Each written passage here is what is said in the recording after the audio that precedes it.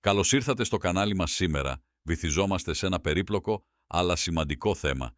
Τα διακριτικά σημάδια που μπορεί να δείχνει μια γυναίκα όταν εμπλέκεται συναισθηματικά ή ρομαντικά αλλού. Οι σχέσεις βασίζονται στην εμπιστοσύνη και ενώ κανείς δεν θέλει να φανταστεί ότι ο σύντροφός του μπορεί να κρατά μυστικά, η επίγνωση είναι το κλειδί. Εάν παρατηρήσετε οποιαδήποτε ασυνήθιστη συμπεριφορά, είναι σημαντικό να κατανοήσετε τι θα μπορούσαν να υποδηλώνουν αυτές οι αλλαγές. Αν και δεν είναι οριστικά, μπορεί να είναι σημάδια συναισθηματικής απόστασης. Ας εξερευνήσουμε αυτές τις συμπεριφορές και πώς να τις ερμηνεύσουμε. Εάν είστε νέοι στο κανάλι, μην ξεχάσετε να κάνετε like, εγγραφή και να πατήσετε το καμπανάκι ειδοποιήσεων για να είστε ενημερωμένοι με διορατικές συμβουλές για σχέσεις και ψυχολογία. Ας βουτήξουμε με το πρώτο συχνά διακριτικό, αλλά ενδεικτικό σημάδι. 1. Αλλαγή στη συμπεριφορά. Ένα από τα πρώτα σημάδια που μπορεί να μην πάει καλά είναι μια ξαφνική αλλαγή στη συμπεριφορά της. Αυτό δεν χρειάζεται να είναι δραματικό. Θα μπορούσε να είναι κάτι τόσο απλό όσο να γίνει απόμακρη ή πιο ευερέθιστη χωρίς σαφή λόγο. Αυτή η αλλαγή μπορεί να εκδηλωθεί με διάφορους τρόπους, όπως μια νέα προθυμία να περάσει χρόνο μαζί σας ή να αποφύγει τις βαθιές συζητήσεις που κάποτε απολάμβανε.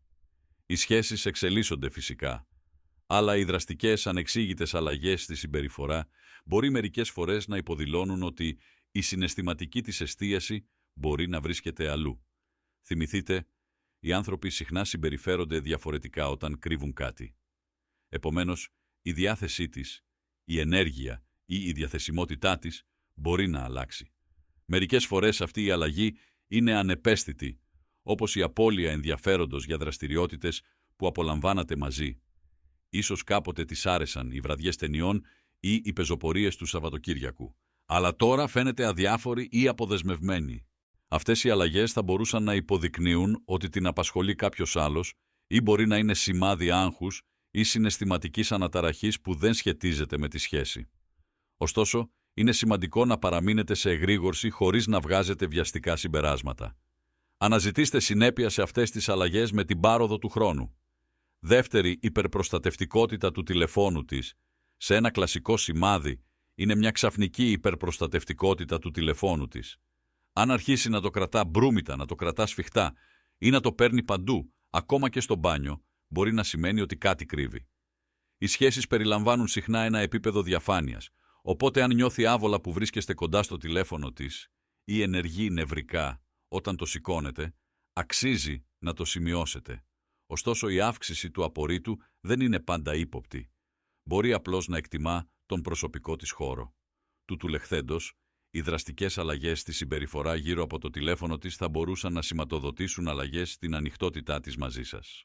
Δώστε προσοχή στο εάν οι συνήθειές της στο τηλέφωνο είναι σταθερά διαφορετικές, ειδικά αν ήταν πιο χαλαρή για την παρουσία του γύρω σας. Αν παρατηρήσετε ότι το στυλ επικοινωνίας της έχει αλλάξει, θα μπορούσε να είναι μια κόκκινη σημαία. Για παράδειγμα, αν απαντούσε γρήγορα και πρόθυμα, αλλά τώρα χρειάζεται περισσότερος χρόνος για να απαντήσει, ή αν μετά βίας ξεκινά συζητήσεις, η προσοχή της μπορεί να στραφεί αλλού. Αυτό δεν σημαίνει απαραίτητα ότι έχει εμπλακεί με κάποιον άλλο. Θα μπορούσε να είναι απλώς ένα σημάδι άγχους ή απασχολημένου. Ωστόσο, εάν η επικοινωνία μειώνεται σε γενικές γραμμές, θα μπορούσε να σημαίνει ότι η συναισθηματική της ενέργεια επενδύεται αλλού. Ένα άλλο σαφές σημάδι είναι αν εκνευρίζεται με απλές ερωτήσεις, όπως να ρωτά για την ημέρα της. Εάν αποφεύγει τις συζητήσεις ή αντιδρά αμυντικά ή με ενόχληση, μπορεί να υποδηλώνει αισθήματα ενοχής ή πίεσης. Η αναγνώριση αυτών των αλλαγών μπορεί να σας βοηθήσει να αξιολογήσετε εάν υπάρχει ένα υποκείμενο πρόβλημα στη σχέση ή εάν η συναισθηματική απόσταση αυξάνεται. Υπενθύμηση βίντεο στη μέση. Προτού συνεχίσουμε, μην ξεχάσετε να κάνετε ένα like σε αυτό το βίντεο, να εγγραφείτε αν το βρίσκετε διορατικό και να ενεργοποιήσετε τις ειδοποιήσεις για περισσότερες εμπεριστατωμένες πληροφορίες, ψυχολογίας και συμβουλές σχέσης. Τέταρτη, ξαφνική προσοχή στην εμφάνιση. Μία ξαφνική αύξηση της εστίασης στην εμφάνισή της είναι ένα άλλο αξιοσημείωτο σημάδι. Αν αρχίσει να αφιερώνει περισσότερο χρόνο στο μακιγιάζ της, να ντύνεται πιο έντονα ή να πηγαίνει στο γυμναστήριο πιο συχνά, μπορεί να σημαίνει ότι προσπαθεί να εντυπωσιάσει κάποιον. Ενώ η αυτοβελτίωση είναι υγιής, και οι άνθρωποι συχνά βελτιώνουν την εμφάνισή τους για προσωπική ικανοποίηση. Αν φαίνεται ιδιαίτερα προσιλωμένη στην εμφάνισή της, σκεφτείτε το πλαίσιο. Αν ανανεώνει την καρταρόμπα της, επενδύει περισσότερο χρόνο στην περιποίηση του δέρματος ή αγοράζει νέα αρώματα, μπορεί να λαμβάνει επικύρωση από κάποιον εκτός της σχέσης. Τούτου λεχθέντος είναι σημαντικό να μην βγάζουμε βιαστικά συμπεράσματα. Αυτές οι αλλαγές θα μπορούσαν επίσης να αντικατοπτρίζουν μια τόνωση της αυτοπεποίθησης ή μια νέα ρουτίνα αυτοφροντίδας. Αυτό που είναι κρίσιμο είναι να παρατηρήσουμε εάν αυτές οι αλλαγές συνοδεύονται από άλλες αλλαγές συμπεριφοράς που έχουμε συζητήσει. Πέμπτη, συναισθηματική και σωματική απόσταση. Η απάτη δεν είναι πάντα σωματική. Μπορεί επίσης να είναι βαθιά συναισθηματική. Η συναισθηματική απόσταση συχνά προηγείται της σωματικής αδιαφορίας, δημιουργώντας ένα αξιοσημείωτο χάσμα στην οικειότητα και τη στοργή. Εάν δεν μοιράζεται πλέον τόσα πολλά ή φαίνεται να μην ασχολείται με τις συζητήσεις, μπορεί να επενδύει συναισθηματικά αλλού. Μία συναισθηματική υπόθεση μπορεί να έχει τόσο μεγάλο αντίκτυπο όσο και μία σωματική, καθώς συχνά περιλαμβάνει σημαντικό χρόνο, ενέργεια και συναισθηματικό δέσιμο. Η φυσική απόσταση μπορεί επίσης να είναι ένα σημάδι. Εάν είναι λιγότερο στοργική ή αποφεύγει τη σωματική εγκύτητα, θα μπορούσε να αντανακλά συναισθηματική απόσυρση. Πολλοί άνθρωποι που νιώθουν μία συναισθηματική σύνδεση αλλού, αγωνίζονται να διατηρήσουν την οικειότητα στην τρέχουσα σχέση τους. Φυσικά, η συναισθηματική και σωματική απόσταση μπορεί να προκύψει από άγχος, προσωπικά ζητήματα ή ένα σκληρό πρόβλημα, επομένως είναι απαραίτητο να επικοινωνείτε ανοιχτά.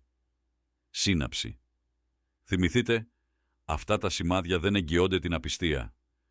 Οι σχέσεις είναι περίπλοκες και πολλοί παράγοντες μπορούν να επηρεάσουν τις συμπεριφορές και τη συναισθηματική διαθεσιμότητα. Η καλύτερη προσέγγιση είναι πάντα η ανοιχτή επικοινωνία. Εάν έχετε παρατηρήσει κάποιο από αυτά τα μοτίβα με συνέπεια, σκεφτείτε να συζητήσετε τα συναισθήματά σας ήρεμα και χωρίς κατηγορίες.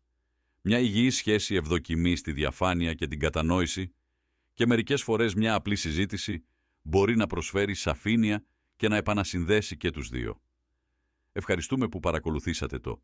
Εάν σας άρεσε αυτό το βίντεο και θέλετε περισσότερα για τη βελτίωση των σχέσεων και την κατανόηση της ανθρώπινης συμπεριφοράς, μην ξεχάσετε να κάνετε like και εγγραφή.